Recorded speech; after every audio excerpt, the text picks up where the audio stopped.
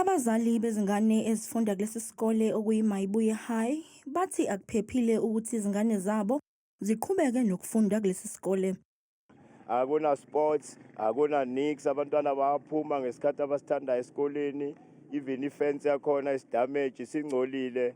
Ngokusho kwamalungu omphakathi, sekuyisikhathi eside umnyango wezemfundo ubikelwa ngezinselele lesikole esibhekene nazo nokubala kuzo ukuguga kwenqalasizinda.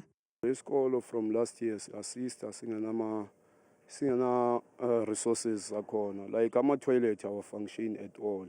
Isigungu esilawula ukusebenza kwalesi sikole sikhomba ngenjumbane umnyango wezemfundo ngokuhudula izinyawo kulolu daba. As SGP, the only thing I think we can do on our side is to make sure we cut the grass, we try to cut the trees as well, but that's as far as we can go with that. Department was supposed to come, bazo add a container if they add a container, or else balungise the containers that are already here.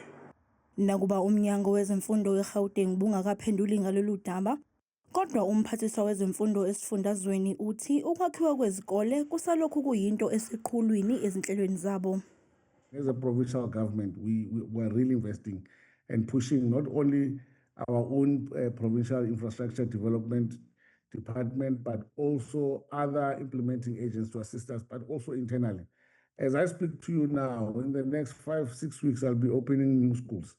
Kusenjalo, uChelwane uzichithile izinsolo zokuthi izingane eziwumsinsi wokuzimilela kuleli zigcina zingasakwazi ukuthola izikhala zokufunda ngenxa yokugcwala ngokweqile kwabokufika.